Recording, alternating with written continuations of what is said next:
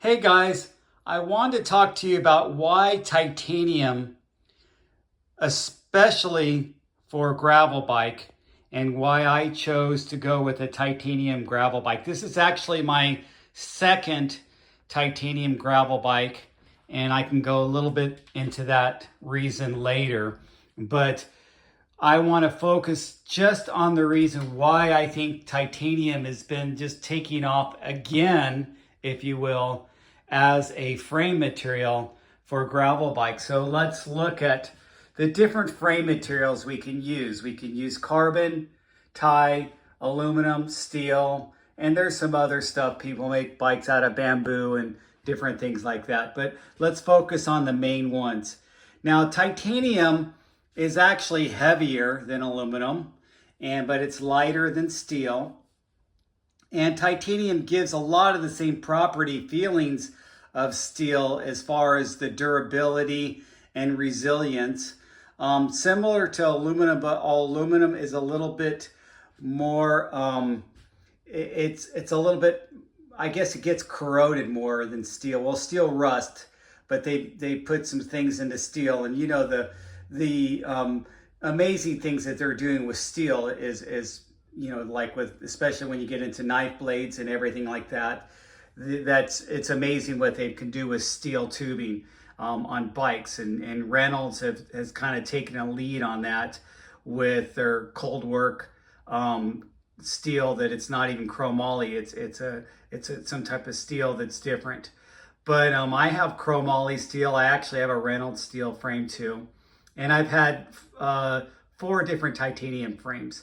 So let's look at the different way you can get titanium. You can get a custom US, made in US or Europe. You can get a production, and then you can get a big factory mass-produced one too.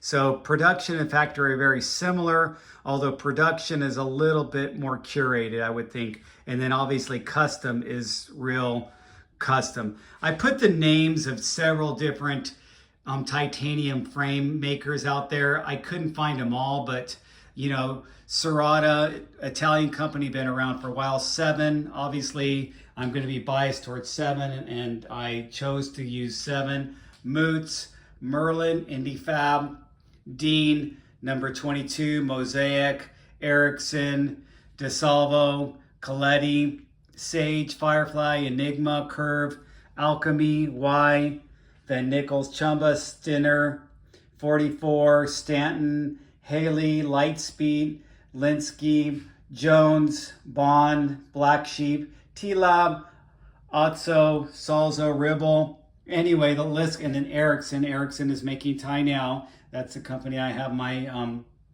mountain bike. My steel frames are from Ericsson. They have tie. Moto Bekan has been around for a long time, and Carver has been around for a long time. So let's look at titanium and look at why you might consider titanium and things you should know. Most titanium that they make is made out of the 325 titanium, and that's the mixture of the aluminum and the vanadium that they put in those tie tubing, or the 6-4. The 6-4 is stronger, but that's usually not manipulated tubing. That's usually the machined parts, CNC machine parts and stuff like that would be the 6-4, like for the dropouts or the head shell or the bottom bracket shell. And then the way the tubing is customized, double butted. It can come double butted. They can get it. They can buy it from a big factory that already butts it and sizes it, or they could do that in-house. They can also get it shaped from big companies, or they can do even further shaping and manipulation in-house. They have some companies are doing some 3D printing, and then 3D printed titanium machines are out there and doing things, especially with bike parts. Swagged, curved. Those are the terms that you're going to see when you're reading on these websites and reading about the different titanium.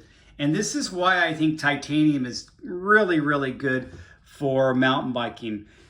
For gravel biking. And that's because you typically, with a gravel ride, for me, I'm going from the road up into the mountains and then back down the road. And then with that, I'm dealing with different elements. I'm dealing with the road. I want something that's going to be smooth on the road. But then when I get in the mountains and I'm going through the water streams and rocks and sand and stuff like that is flying up and hitting my frame from my tires, I want something that's really going to stand the test of time and be durable. You might have heard this before, that titanium is a lifetime frame. So when you buy a titanium frame, it's going to last as long as you live and as long as you want to ride. And one of my first frames is still living, and I'm still riding it in the Philippines because I sent it there already. But the thing is with titanium too is that it's expensive. Getting into a titanium frame, just the frame alone, from many of these manufacturers, you can buy a complete bike made out of aluminum or steel. You can even find some complete bikes made out of carbon fiber. So do you want to spend the same amount of money on a frame when you could have the whole bike? Or do you want to find somewhere in the middle where you're going to spend some of the money on the frame, but then you want to have real high-end wheels? So maybe you make, executive decision, if you will, that you're going to get a less expensive, maybe carbon frame or aluminum frame, but you're going to put a really nice wheel set. Things like that are some things you should consider when you are going to buy a titanium frame. And think about it. It's going to be a lifetime frame. It's going to be a big investment. And then how important is that investment to you? Are you riding all the time? As you guys know, I ride all the time. This has been my main hobby.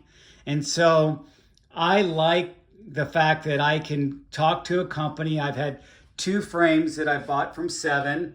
I've had frames that I bought from other companies too. When I bought my first titanium frame, it was from a company called Titus. And that's when Chris Kokalis, before he went and made Pivot Cycles and sold it, but that was Chris Kokalis was there. So I like the fact that I could talk to the factory or the company that's making the frame and talk to them a little bit about what my needs are for the frame. Now that Titus wasn't custom, and like many of these are, they're not really custom. They have maybe a large selection of pre-made sizes and pre-made geometry and pre-made tubings that they use to assemble those frames. But a true custom is a bespoke frame where they actually take your measurements and they actually have you go into a fitting and work with the person in fitting, and you talk to them about, okay, I'm going to use this stem that's 80 millimeters, and I'm going to use these handlebars that are 46 millimeters width. I'm going to use this seat post with a setback. I'm going to use this saddle. I'm going to use those wheels, or I'm going to use those cranks. I'm going to use that fork. So they're going to talk to you about some of these things that you might want to think about if you're going to go full custom. If not, you want to look at all those parts and the things you're getting on these complete builds or these semi-custom or these factory frames.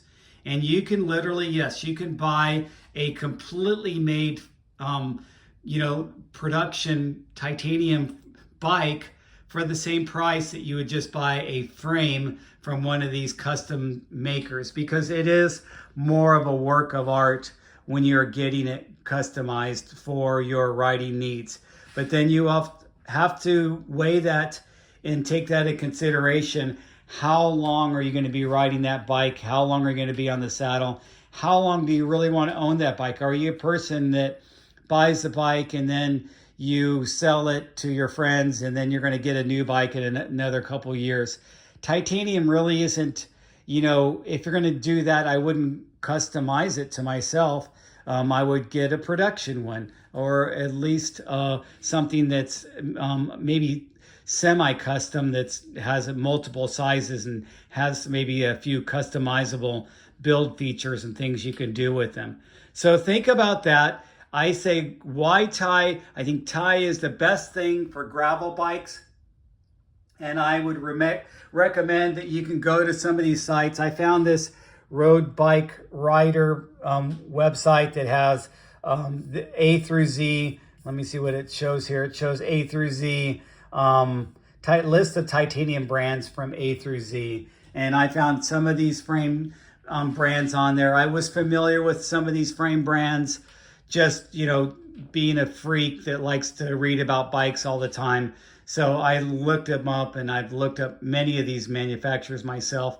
But anyway, do yourself a favor, do some research, check out my YouTube videos on my experience with Seven. I had a really good experience. And back to the reason why this is my second gravel bike and then why I chose to go with Seven is because I spend 100 miles in that saddle.